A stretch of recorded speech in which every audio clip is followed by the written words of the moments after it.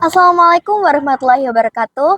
Halo semuanya, saya Gayatri Kaila Finanda, siswi SMP Negeri 12 Surabaya, pelajar penggerak Merah Putih Angkatan 5 tahun 2025. Kali ini saya sedang bersama guru bimbingan konseling sekolah saya. Dengan siapa, Pak? Ya, saya Pak Dedi, guru BK-nya Kaila. Nah, jadi kali ini saya akan mewawancarai guru bimbingan konseling di masing-masing sekolah, yaitu tugas rencana tindak lanjut saat pertama. Ya, Baik Pak, silakan. saya izin mewawancarai ya. Ya, silakan. Jadi yang pertama, program penguatan karakter apa saja yang telah dan akan dilaksanakan oleh sekolah yang khususnya bisa dilakukan oleh pelajar. Oke, baik. Jadi gini, SMP Negeri 12 Surabaya itu punya visi, di mana visinya adalah mewujudkan generasi yang berakhlak, bertalenta, terus inklusif dan berwawasan global.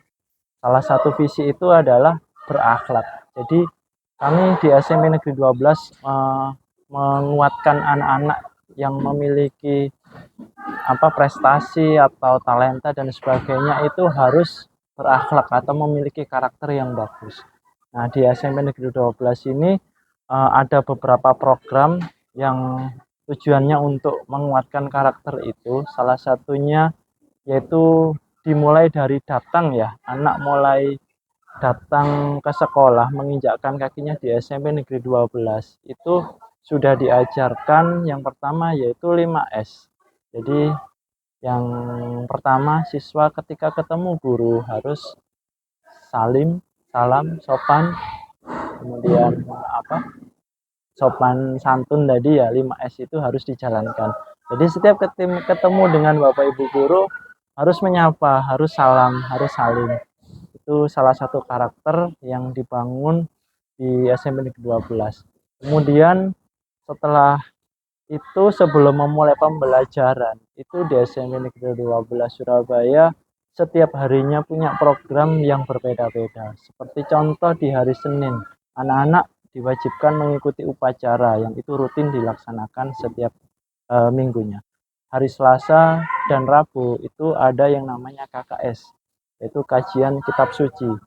Bagi yang non muslim ada KKS-nya sendiri, yaitu didampingi oleh guru kerohaniannya mereka. Sedangkan untuk yang muslim membaca ayat suci Al-Quran dan juga kajiannya. Kemudian di hari Kamis itu ada program literasi. Kami juga mengikuti program dari dinas yaitu Kamis Melipis, di mana anak-anak belajar bahasa Jawa. Terus di hari Jumat ini ada 4 program. Yang pertama ada yang namanya Jumat Sehat, di mana anak-anak ketika hari Jumat Sehat itu sebelum memulai pembelajaran anak-anak belajar berolahraga. Jadi bisa melakukan senam di lapangan atau olahraga lainnya. Kemudian ada yang namanya Jumat Sabar, yaitu kita sama-sama membiasakan diri untuk sarapan bareng atau sabar. Nah, sarapannya itu harus dengan sarapan yang sehat, bergizi. Terus kemudian ada Jumat Takwa. Jumat Takwa ini anak-anak melakukan kegiatan kerohanian. Contohnya kalau anak yang muslim itu bisa ke masjid melakukan sholat duha maupun istighosah. Sedangkan yang non muslim nanti bisa dipandu oleh guru pendampingnya. Yang terakhir yaitu Jumat bersih. Nah, ini karena sekolah SMP Negeri 12 itu sekolah adiwiyata, jadi tetap harus peduli dengan lingkungannya. Anak-anak harus menjaga kebersihannya dengan cara bergotong royong, kerja bakti, membersihkan lingkungan sekolahnya ataupun memberi pelajaran tentang menanam di kebun atau di halaman sekolah. Program berikutnya banyak ya, nih saya sebutkan satu-satu lama nggak apa-apa ya. Jadi banyak sekali. Yang berikutnya yaitu untuk memperingati kegiatan atau hari-hari besar nasional atau hari besar Islam. Misalkan ada hari besar yang memperingati Maulid Nabi, anak-anak biasanya mengikuti kegiatan Maulid Nabi di sekolah. Kemudian kegiatan hari besarnya seperti Hari Kartini, itu di mana menumbuhkan eh, perjuangan Ibu Kartini dulu dengan menggunakan pakaian adat eh, adat Indonesia ya untuk mengenang jasa Kartini itu, dan ada kegiatan-kegiatan di situ. Terus ada lomba-lomba juga, kemudian Hari Pahlawan juga sama. Jadi setiap ada hari-hari besar itu kita juga memperingati. Terus di sekolah juga rutin setiap siangnya itu anak-anak mengikuti kegiatan sholat berjamaah, sholat Jumat, atau ada keputrian di mana memberikan materi-materi seputar dunia keputrian. Terus ada lagi di SMP Negeri 12 itu, bagi siswa-siswa yang memiliki talenta atau potensi, itu kami menyediakan kesempatan bagi anak-anak untuk mengikuti organisasi-organisasi seperti di OSIS, belajar di berorganisasi dengan mengikuti kegiatan di OSIS. Terus kemudian ada yang namanya pemantik. Pemantik itu kayak konselor sebaya, terus remas, kemudian ada PMR dan lain-lain. Itu semuanya tujuannya adalah memberi pembelajaran buat anak-anak untuk penguatan karakter. Hmm. Jadi ada banyak kegiatan atau program sekolah untuk menumbuhkan karakter anak-anak di SMP Negeri 12 Surabaya. Nah, selanjutnya bagaimana melakukan pencegahan dan penanganan kekerasan di sekolah? Khususnya ini bisa dilakukan oleh semua pelajar dan pelajar ini bisa termotivasi. Jadi gini, SMP Negeri 12 Surabaya itu juga merupakan sekolah ramah anak ya.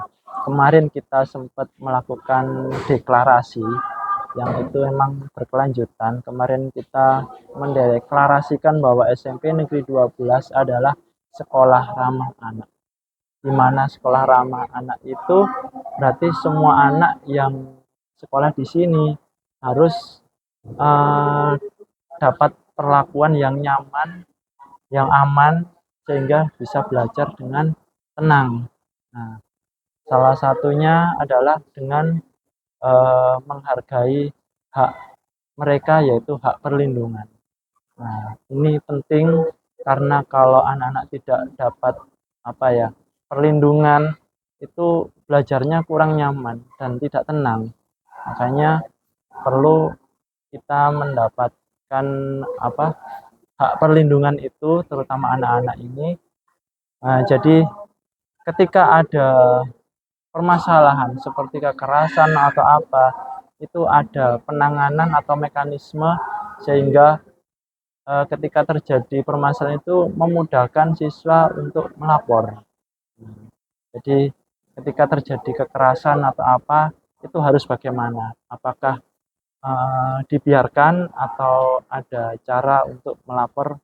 Itu di SMP Negeri 12 ada caranya gimana ketika kekerasan itu terjadi di SMP Negeri 12. Terus yang bisa dilakukan siswa itu, kita kemarin ada yang namanya pemantik. Pemantik itu konselor sebaya ya. Jadi anak-anak pemantik ini tergabung dalam sebuah organisasi di mana salah satu programnya adalah pencegahan perundungan atau kekerasan. Jadi anak-anak memberikan sosialisasi ke teman-temannya yang sebaya tentang bahaya kekerasan, terus bagaimana kita harus saling menghormati, ketika ada kekerasan harus bagaimana untuk menghindari bullying dan sebagainya. Jadi kalau ditanya apa yang bisa dilakukan siswa untuk terlibat terhadap uh, apa tadi untuk menghindari kekerasan, kasus kekerasan di sekolah, yaitu mungkin bisa ikut aktif membantu sekolah maupun ikutan di organisasi pemantik tadi, yaitu dengan belajar mensosialisasikan ke yang lain bahwa kekerasan itu benar-benar dilarang ya. Jadi biar anak-anak bisa belajar tenang. Ya, jadi seperti itu. Nah, baik Bapak, terima kasih. Semoga dengan ini dapat menginspirasi kalian semua dan Forum Pelajar Penggerak Merah Putih. Terima kasih Siap. Pak Dedi sekali lagi. Wassalamualaikum warahmatullahi wabarakatuh. Dadah.